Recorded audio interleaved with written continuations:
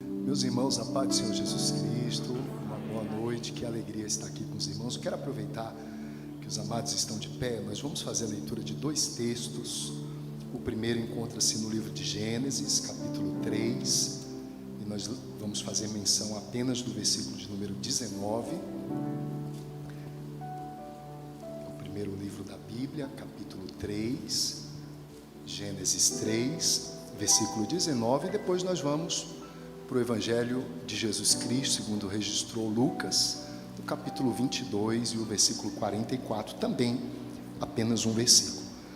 Gênesis 3, 19, ele diz assim, eu estou com a tradução da Revista Corrigida, não sei qual vai colocar ali para os irmãos, mas a Revista Corrigida diz assim, no suor do teu rosto comerá o teu pão, até que te tornes a terra, porque dela foste formado, porquanto és pó, e ao pó tornarás. Se você pode, me acompanhe agora no Evangelho, segundo registrou Lucas, o capítulo é o 22, e vamos fazer menção apenas do versículo de número 44.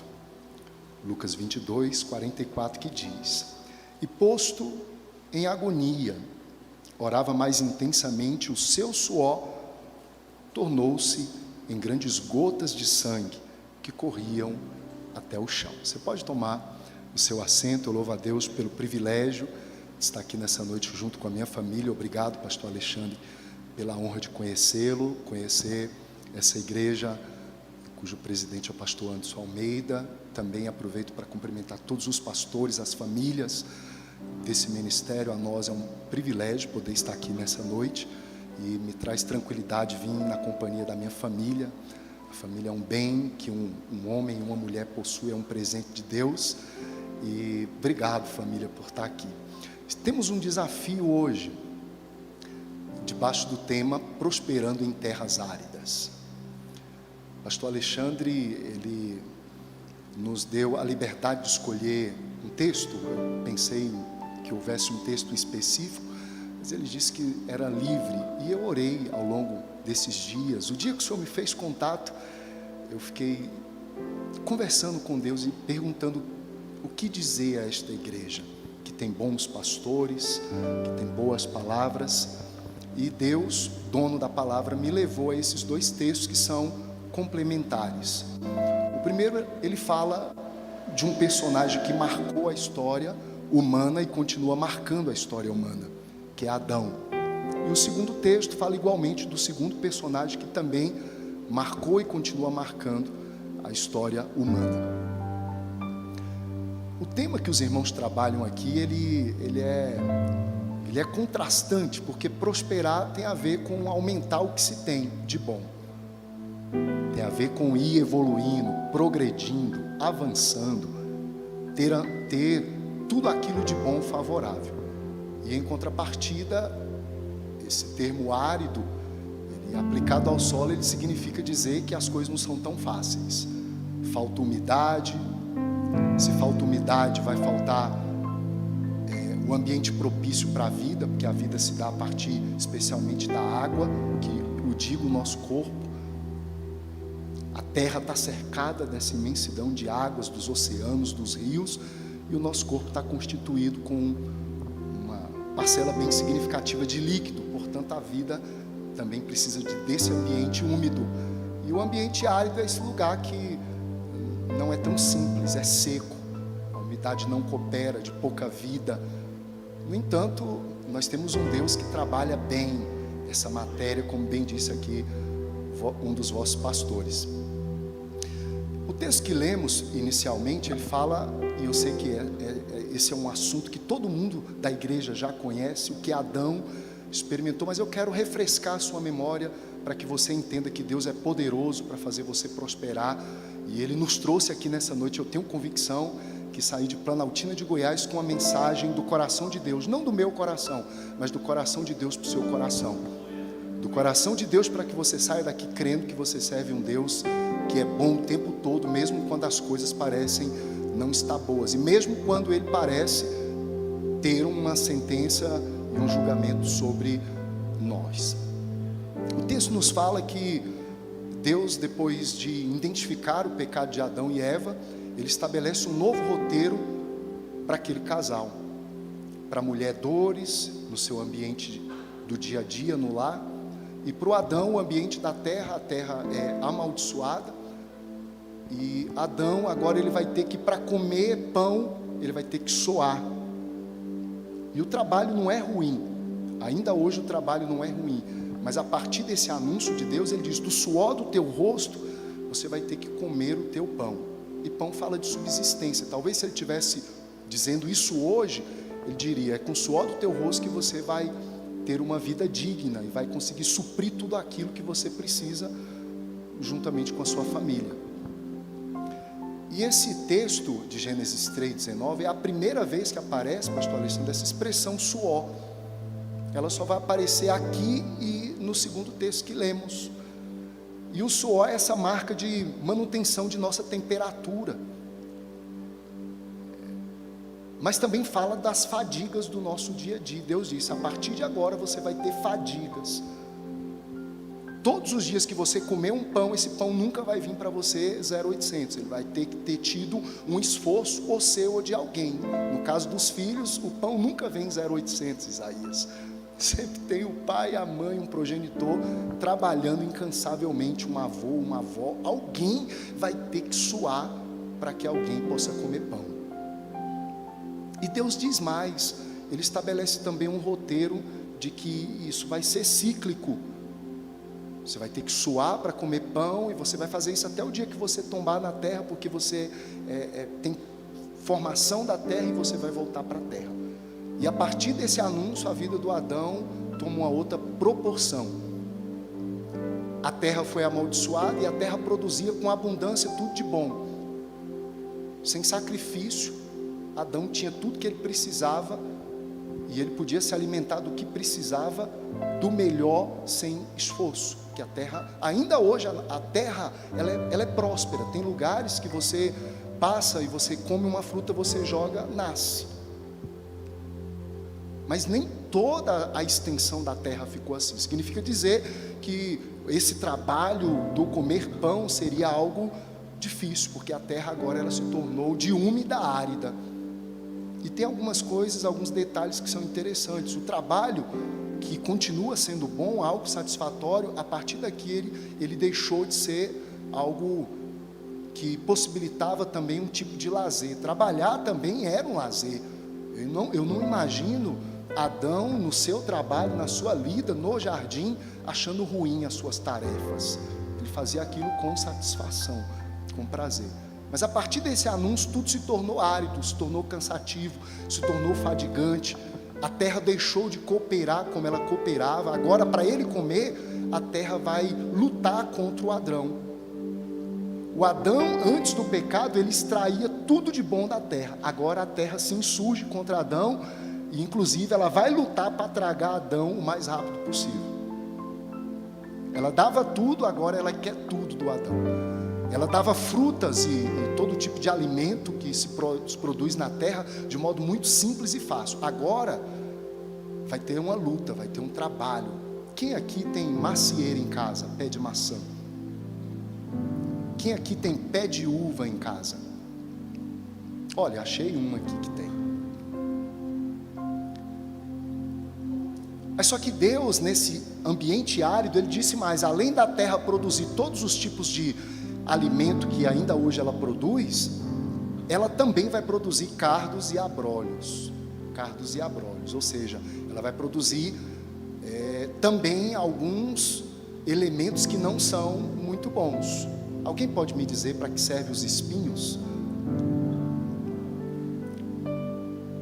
É possível o homem extrair algo inteligente dos cardos e dos abrolhos. É dito, pastor Alexandre, que esses velcros que são utilizados em muitas coisas que são utilizadas no esporte, que gruda aquela parte uma na outra, veio de uma ideia, a semelhança do carrapicho que nós conhecemos, aquele negocinho que você passa, ele gruda na sua roupa. Então o homem viu, mas tirando, excetuando isso, pouca utilidade se tem nos espinhos e no cardo, se comparado com os alimentos que a terra pode produzir.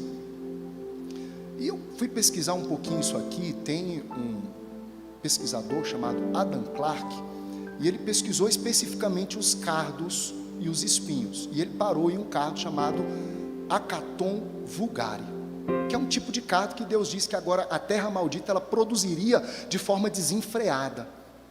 E ele diz assim que esse tipo de cardo, ele cresce e ele tem como que cabeças, e cada cabecinha daquele cardo produz aproximadamente entre 3 até 400 sementes. E geralmente esses cardos, eles têm 100 cabecinhas, e cada cabeça daquela produz entre 4 a 400 sementes. E ele fez um cálculo a fim da gente raciocinar o que Deus disse que a terra produziria, o que a terra árida produziria. Ele disse, imagine que ao invés de 100 cabeças, ela produzisse apenas 80, e ao invés de 400 sementes, fosse apenas 300. Em um ano, esse cardo que vai aparecer do nada, ele vai ter produzido aproximadamente 22 mil sementes no primeiro ano, sem qualquer esforço do homem, sem que o homem tenha que mexer na terra, ele aparece do nada. E no segundo ano, essas sementes sendo replantadas de forma natural, caindo daquela cabecinha, ou os pássaros transportando de forma natural, sem a intervenção do homem, eles saltariam no segundo ano para 7.200.000 novas sementes. No terceiro ano, passaria os bilhões, sem que o homem tocasse naquela terra. Por que eu perguntei se alguém tem macieira em casa ou tem uva? Nós estamos caminhando, né, filhinha, para o terceiro ano de uva em casa. Há um determinado período do ano que nós tomamos suco de uva da nossa casa. Mas só eu sei a luta que foi para fazer aquele pezinho de uva frutificar. Por quê? Porque você tem que pegar e fazer a muda, e você tem que trabalhar a terra, e depois de trabalhar a terra, quando ela enraiza, você tem que umedecer no tempo certo, na quantidade certa, tem um período certo de você podar. Então tem um monte de detalhe, tem insetos e parasitas que aparecem. Com o cardo não acontece isso. Eu não sei se você tem algum tipo de mato na sua casa, mas o mato, o cardo, ele é um bicho tão terrível que ele nasce até no asfalto. Eu não sei como é que ele faz, ele aparece no asfalto. Do nada ele aparece, mas uma planta frutífera, uma árvore frutífera, ela aparece em qualquer lugar? Ela precisa de cuidado, ela precisa de atenção. Você precisa preparar a terra, você precisa adubar com um tipo de adubo específico para determinada espécie. E aí você tem um trabalho, tem uma luta. É disso que Deus falou e é isso que Adão agora enfrenta. Então esse é o ambiente que ainda nós estamos.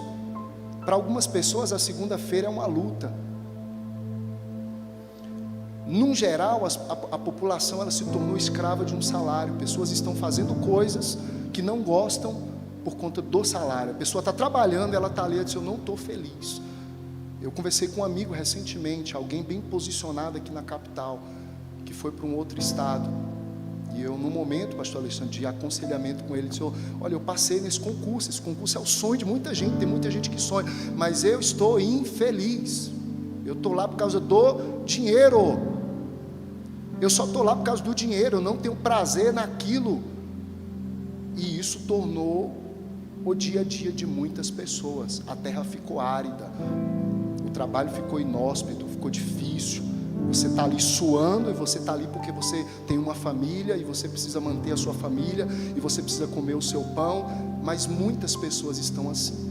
Pouquíssimas pessoas têm prazer na segunda-feira. A cultura da nossa nação diz assim, sextou, o dia melhor para algumas pessoas é a sexta-feira. Por que é a sexta-feira? Porque você vai descansar do trabalho, então o trabalho ficou algo pesado. Deixou de ter satisfação com o trabalho. E essa é a terra árida que Adão experimentou. E todos os dias tem que suar.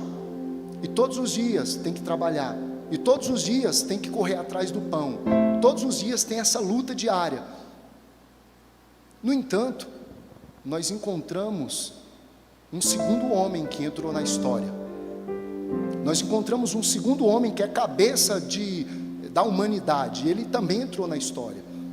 E ele entrou na história com essa mesma marca de suar. E ele está em angústia agora, porque ele está carregando os fardos de toda a humanidade.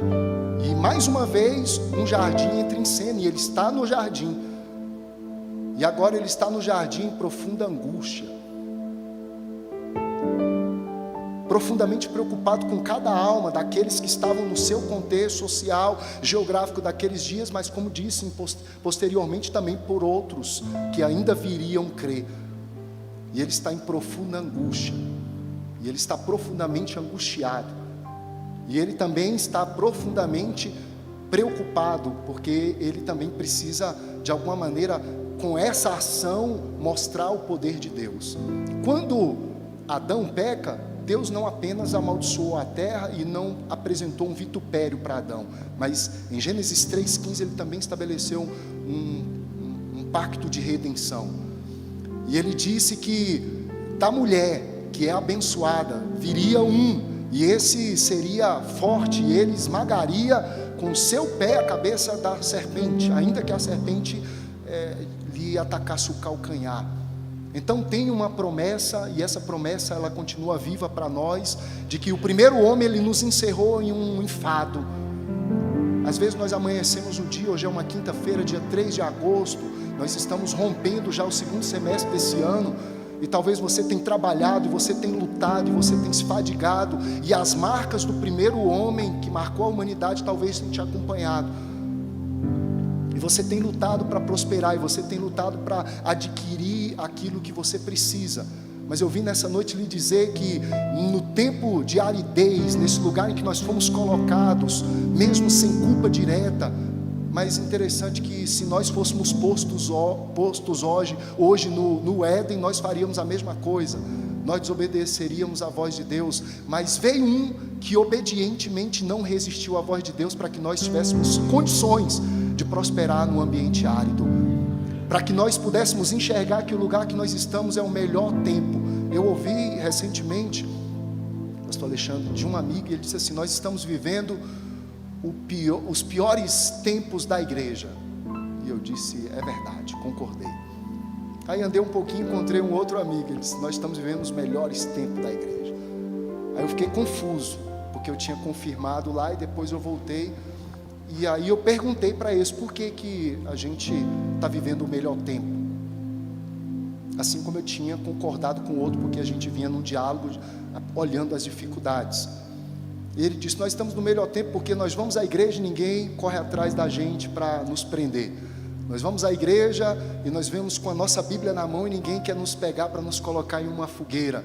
Nós declaramos que somos cristãos e os nossos vizinhos não cristãos não nos perseguem. Então nós estamos em um tempo bom. Então esse é o tempo que alguns vão olhar e vão enxergar esse tempo árido. Por que nós muitas vezes enxergando o tempo árido? Porque muitas vezes nós somos influenciados pelo primeiro homem que influenciou a humanidade, que é Adão. E alguns estão querendo prosperar apenas com a força do braço. Alguns estão querendo prosperar apenas com suor. Eu ouvi um pastor com muita atenção que diz: não dependemos dos diplomas, não dependemos da inteligência, não dependemos da força, porque foi nos apresentado um segundo homem que em um jardim semelhante estava em profunda angústia. E aí nós encontramos Jesus agora soando, igualmente o primeiro homem soando. Mas agora Jesus ele não está suando para comer pão, ele está suando para se tornar o pão. Ele não está suando para correr atrás de um pão para manter a sua vida. Ele está correndo, entregando a sua vida para que eu e você possamos ter o pão da vida, o verdadeiro alimento, aquele que muda a nossa forma de pensar. Então o que me marca aqui nesse primeiro momento é que aqui aparece a segunda expressão suor em toda a Bíblia. Não vamos encontrar a expressão suor em mais nenhum outro lugar na Bíblia. E Jesus ele veio ressignificar. Jesus está suando com angústia, ele ora intensamente, a sua oração ela é fervorosa, ele está apreensivo. O versículo anterior, ele diz que anjos vieram ajudar Jesus. Aqui, a crítica textual vai dizer que esses versículos não fazem parte do texto original, porque não é possível o Filho de Deus estar recebendo a ajuda de anjo, é como se ele estivesse sendo rebaixado. Outros vão dizer que ele não faz sentido estar ali por diversos outros motivos. Certo é que chegou a nós essa informação que Jesus veio e ele estava no jardim agora do Getsêmani, e a pressão daqueles dias fez o seu semblante estar molhado de suor. E como se não bastasse, ele orando intensamente, aconteceu isso que o Lucas registrou. Lucas, como nós sabemos, é médico. E a medicina moderna, ela diz que esse ato de suar, dando a impressão que tem sangue nas gotas do suor, é chamado de hematidrose. É um ato que só acontece quando há uma pressão muito forte de dentro para fora. Uma pressão que vem de repente de pensamentos inquietantes, e o coração acelera, a alma, que é a sede das nossas emoções, ela se aflige, e de repente o medo se instala, a preocupação bate a porta do nosso ser por dentro, e de repente há uma tensão muito grande, a pressão arterial ela aumenta. Você já viu aquelas pessoas que elas são extremamente calmas, mas quando elas vão de repente para a entrevista de um emprego, as mãos ficam suando, da sudorese? Então aumentou a pressão de dentro para fora. E Jesus ora intensamente. Jesus, ele naquele momento, ele ora dizendo: Pai, é possível passar esse cálice? No entanto, a diferença de Adão, ele fielmente obedece, e ali acontece o rompimento dos microvasos, tanto das mãos, quanto dos pés, quanto do couro cabeludo de Jesus. E dado a intensidade do suor, Jesus começa agora a dar a impressão de que aquelas gotas que caíam tinham sangue. E Lucas faz questão de dizer que eram grandes gotas de sangue. E essas gotas de sangue caíam no chão. Irmãos, isso aqui é profético. Nós estamos em um dia profético. Hoje é um dia que Deus abre portas e fecha portas. Mas eu entendo, e Deus falou profundamente no meu coração, que hoje é um dia de não só abrir e fechar portas, mas hoje também é um dia que Deus vai abrir janelas nos céus nesse lugar. Portas, entenda isso, portas se abrem por dentro e se abrem por fora. Você anda com uma chave, e você, se estiver dentro, para você sair, você abre. E se você estiver chegando em casa, você também abre. Portas se abrem por dentro e por fora. Janelas só se abrem por dentro. Deus nos diz nessa noite que Ele está nessa quinta profética também abrindo janelas, porque o primeiro Adão nos encerrou em um tempo de dificuldade, mas o segundo Adão veio nos dizer que no mundo nós passaríamos aflições, mas nós não deveríamos perder o ânimo, nós não deveríamos desanimar. Tem anúncios de crise, tem anúncios de guerra, tem anúncios de diversas coisas, e nós vencemos recentemente uma pandemia, e viram que terror? Olha, todo mundo vai morrer, mas eu e você estamos aqui. A mão de Deus te guardou, a mão de Deus guardou a sua família, a mão de Deus está posta sobre você, a mão de Deus continua abrindo e fechando portas, e no momento certo Ele abre janelas. Oh glória! Então vem Jesus agora, e Ele soa. Agora Ele não soa como um homem que quer manter a sua família, Ele soa como um homem que quer salvar a humanidade. Oh glória! E esse anúncio de que suas gotas de suor misturado com sangue caem na terra, também me permite dizer, pastor Alexandre, que Deus em Cristo Jesus quebra a maldição da terra. As nossas segundas-feiras não precisam ser cansativas. Ir à faculdade não precisa ser um peso, ser um fardo.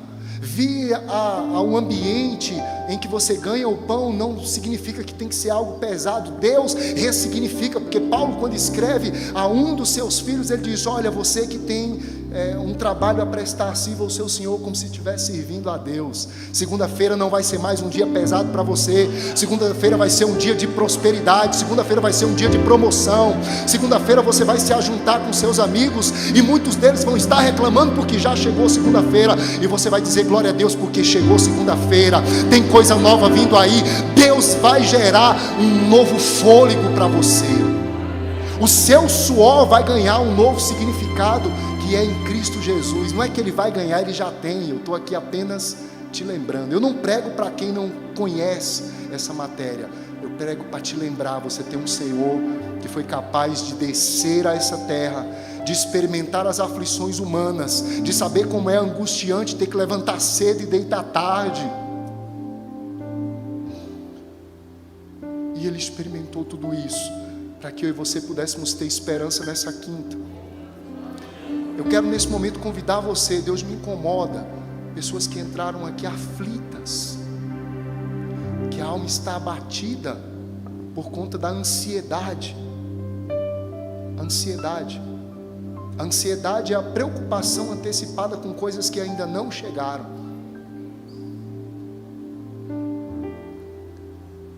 Ainda não chegou. Deus vai providenciar o que você precisa. Na hora que chegar, Deus vai te dar a saída, Ele vai te dar o escape, Ele vai abrir portas. E Ele vai fechar portas, e se não tiver portas para abrir, se não tiver portas para fechar, Ele vai abrir janelas para que você possa ser próspero, para que a sua casa tenha. Mas nessa noite, descanse no Senhor. Eu preciso dizer isso a você que entrou aqui com a alma apertada. Talvez esses tenham sido dias difíceis para você, esses têm sido dias que você tem chorado, aflito, aflita, mas Deus te entende.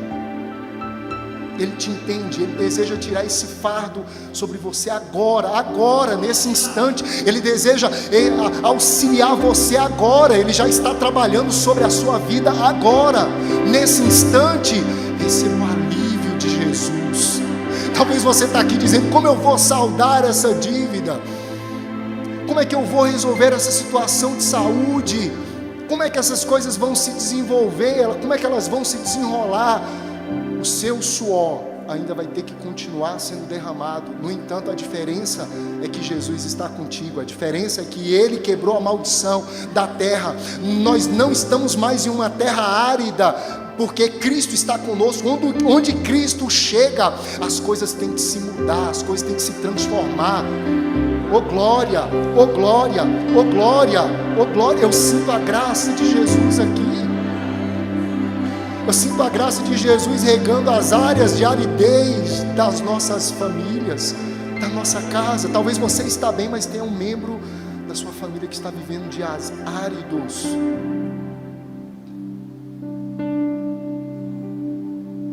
Jesus agora, Ele faz algo profético. Ele vai para a cruz e Ele ressignifica a terra de aridez. Deus havia dito que a terra seria maldita, ela produzia cardos e abrolhos. Jesus, contando a parábola do bom semeador, Mateus 13, versículo de número 7, ele diz que o semeador saiu a semear. Uma das sementes caiu no lugar dos espinheiros. O que aconteceu? Os espinhos cresceram e sufocaram a semente. Os espinhos continuam crescendo e eles continuam sufocando.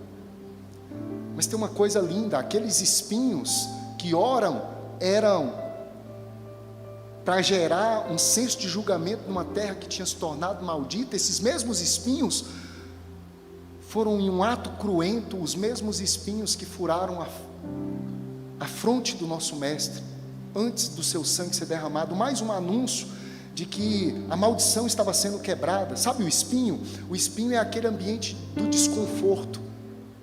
É aquele ambiente que fura, que machuca, que dói.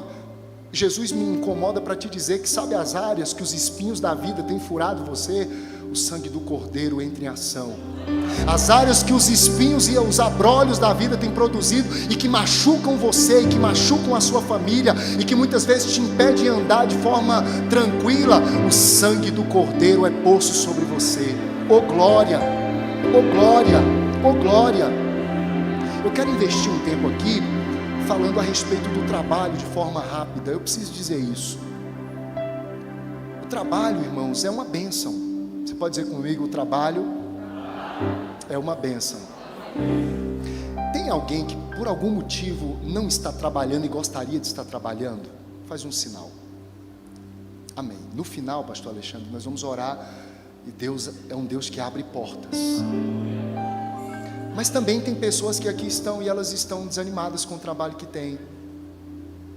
Elas estão dizendo assim: ah não, de novo. Antes do pecado, o trabalho era uma férias. A gente não precisaria de um tempo do ano para parar, para tirar férias, para descansar, porque trabalhar já era uma férias. É dito no meio circular que se você fizer o que você gosta, você não tem que trabalhar. Deus quer nessa noite ressignificar a sua forma de alimentar a sua família. Deus quer nessa noite ressignificar o modo como você tem enxergado o seu trabalho, porque o seu trabalho é uma bênção. É a partir do seu trabalho que você alimenta a sua casa, se alimenta, é a partir do seu trabalho que você coopera com o trabalho da igreja, é a partir do seu trabalho que as coisas fluem. na área social. E eu falei agora há pouco sobre angústias da alma. Jesus, no Sermão da Montanha, ele perguntou e ao mesmo tempo afirmou para algumas pessoas se aquela preocupação que elas tinham iriam aumentar a sua estatura, iriam gerar algum tipo de alívio. E a preocupação das pessoas naqueles dias era com o comer, o beber e o vestir. Não mudou, irmãos.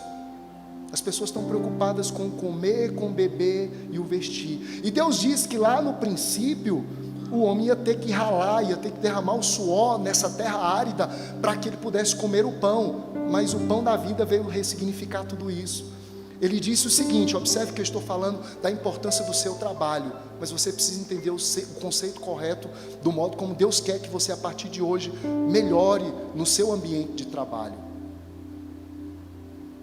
As pessoas estavam preocupadas com comer, o beber e o vestir. Jesus pede para que eles olhem para a natureza, os pássaros, e olhem para as plantas. E depois ele diz assim: o vosso Pai Celestial, Ele sabe de tudo aquilo que você precisa. Então, se você buscar primeiro o reino de Deus, as demais coisas vão ser acrescentadas. Por que Ele não diz, pastor Alexandre, que seriam dadas? Porque elas são dadas a partir do trabalho. Mas enquanto você trabalha, Deus vai acrescentando. Sabe, você vai viver dias melhores, não é porque você vai ter mais aplicação apenas no seu trabalho. Você vai continuar no mesmo ambiente, mas a forma como você vai enxergar o seu trabalho, o modo como Deus te deu, a forma digna de manter a sua família, vai ser ressignificada no modo que você vai estar no mesmo ambiente. Você vai estar no mesmo ambiente que os seus colegas, você vai estar no mesmo ambiente, fazendo as mesmas atividades laborais que eles. Mas qual vai ser a diferença? A mão de Deus vai estar sobre você. A mão de Deus vai estar sobre tudo que você fizer.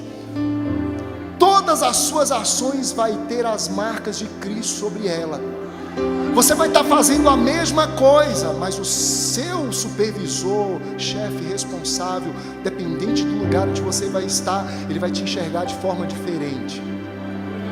Os estudantes que aqui estão, você vai estar na mesma sala de aula, que muitos vão dizer, novamente essa matéria, novamente esse professor, você vai estar ouvindo as mesmas informações, mas Deus vai te dar um feeling novo, Ele vai te dar um entendimento novo, Ele vai te dar uma compreensão nova, Ele vai fazer que nesse ambiente que para muitos são áridos, você vai ser fértil, você vai prosperar, você vai ser diligente naquilo que você vai fazer, porque o trabalho é uma bênção. Salmo 128, versículo de número 2 diz: é com o trabalho que você vai comer o teu pão. 1 aos Tessalonicenses capítulo 4, versículo de número 11, Paulo orientando aquela comunidade de Tessalônica, ele diz: viva de forma quieta e sossegada, cuide dos seus negócios, porque trabalhando você vai ter o seu pão. 2 aos Tessalonicenses capítulo 3, versículos de números 8, Paulo diz: eu nunca comi o pão de ninguém sem ter antes pago um preço por ele. Então, trabalhando dia e noite, eu tive ampla suficiência. Deus nessa noite, Ele vai te levar para a sua casa de forma em que a sua mente vai ser mudada. Amanhã é sexta-feira, alguns vão estar dizendo assim: sextou, que alegria, e querendo que de repente deixar um trabalho para segunda. Você vai chegar na sua repartição, na unidade que você trabalha, e você vai agir diferente. O seu sextor vai começar a mudar, você vai agir de forma diferente. Talvez agora vai voltar o ano letivo, você que estuda, você vai voltar com um pensamento diferente. Você não vai pensar no final de semana, você vai pensar que durante a semana também é final de semana. Eu quero convidar você para ficar de pé, para parecer que vai terminar.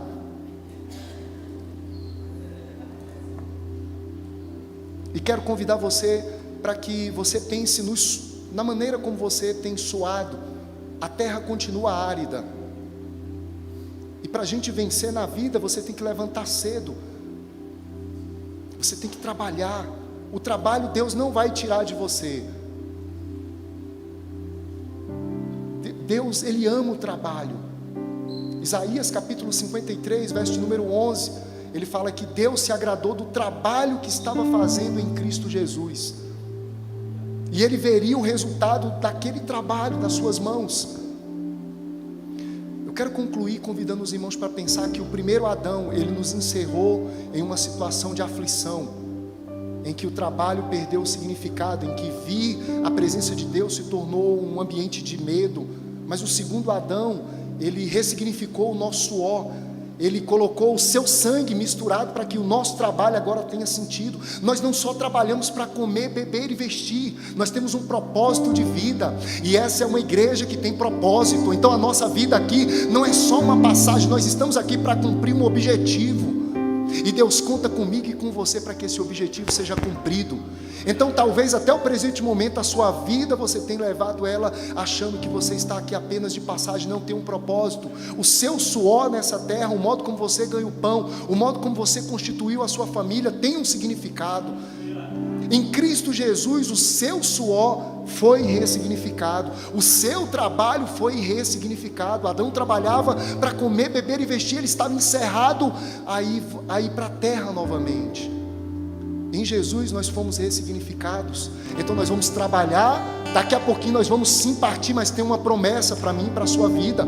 O nosso corpo não vai ficar tombado na terra, nós seremos levantados da terra e teremos um corpo, não mais um corpo terreno, mas nós teremos um corpo espiritual. O primeiro Adão, ele nos encerrou em uma situação de medo quanto ao amanhã. O segundo Adão, ele disse que nós podemos todas as coisas nele.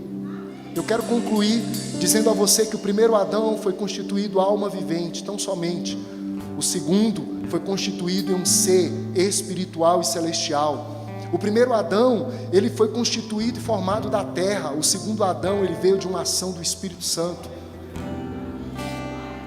O primeiro Adão, ele foi desobediente. O segundo Adão foi obediente e nos levou a um caminho de obediência. Quando nós obedecemos a Deus, as coisas dão certo. Quando nós obedecemos a palavra de Deus a partir da orientação dos pastores que cuidam da nossa alma, a nossa vida toma uma nova proporção. O primeiro Adão, ele desobedeceu e nos encerrou em um caminho de constante desobediência. O segundo Adão, ele disse: eu confio em você. Você pode trilhar por um caminho de obediência. Você pode ter falhado, mas hoje você pode corrigir a rota. Alguma coisa pode ter dado errado lá atrás, mas hoje você pode receber um fôlego novo.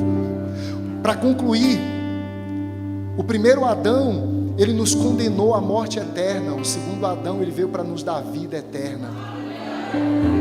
E não só vida eterna, no sentido de experimentar a vida eterna no céu. Jesus falou que a vida eterna é conhecer a Deus, e Ele está aqui entre nós. Oh glória, Ele marcou esse encontro e Ele está aqui entre nós. Então, eu não sei como tem sido a sua vida esses dias, mas hoje é um dia profético. Nas áreas de aridez, nas áreas em que você tem lutado com o suor dos seus braços, com a força da sua inteligência, Jesus entra em ação para ressignificar o seu trabalho. Não desista, continue trabalhando, continue cooperando com essa igreja, continue fazendo o que o pastor há pouco disse. Coopere com a sua primícia, coopere com as ofertas, coopere com a 10ª parte dos seus recursos. Deus vai te fazer caminhar por caminhos áridos, mas ao mesmo tempo vai fazer você experimentar os milagres dele. Os caminhos áridos significam dizer que Deus vai nos guiar constantemente, disse o profeta Isaías. E quando houver o anúncio da falta de água, Ele vai fazer a minha vida e a sua vida como um jardim regado. E quando anunciarem que a umidade vai faltar, Ele vai fazer a minha e a sua vida como um jardim regado e mananciais cujas águas jamais faltam. Eu quero devolver a oportunidade convidando você para crer em Jesus, para entregar a sua vida a Jesus. Talvez você que veio visitar essa igreja nessa noite, os pastores que aqui estão, eles estão acostumados a trilhar um caminho de prosperidade, mesmo em ambiente árduo. E eles querem te ensinar esse caminho todas as quintas, todos os dias de culto. Se você já está aqui, permaneça aqui. E eu quero orar devolvendo a oportunidade. Pai de amor e bondade, a nossa palavra, Senhor, é de gratidão a Ti, porque nós fomos encerrados debaixo desse princípio de que o primeiro homem, posto sobre ele e também posto sobre nós, a nossa vida se encerraria a um trabalhar frenético. E muitas das preocupações que estariam na nossa mente seria comer, beber e vestir. E muitos espinhos nessa vida, eles nos machucam, e muitas vezes nós somos feridos. Mas o Senhor também esteve aqui à semelhança do primeiro Adão, também suou, também experimentou as mazelas humanas, para que pelas tuas pisaduras nós pudéssemos ser sarados. Um homem de dores e aflito, que as pessoas olhavam e não viam nele bem algum, mas ele era o ferido de Deus, para que nas suas machucaduras nós pudéssemos ser sarados. Senhor, nessa noite vem ressignificar a caminhada dos meus irmãos. Talvez alguns entraram aqui nessa noite com situações extremamente difíceis, áreas áridas, e além de áreas áridas a pontos de ter espinhos que lhes machucam. Senhor, entra com provisão nessa noite. Onde os espinhos têm machucado, Senhor, gera o bálsamo. Andamaki, andari, alari, acê, o bálsamo, a cura. Onde o trabalho não tem surtido resultado, onde tem se trabalhado exaustivamente, parece que dias de 24 horas tem sido pouco. Senhor, entra com providência hoje, entra com providência já. Abre janelas, Senhor, dos céus, para que os teus filhos prosperem mesmo nos dias da aridez. É a nossa oração no nome de Jesus. Glória a Deus. Que Deus abençoe a sua vida.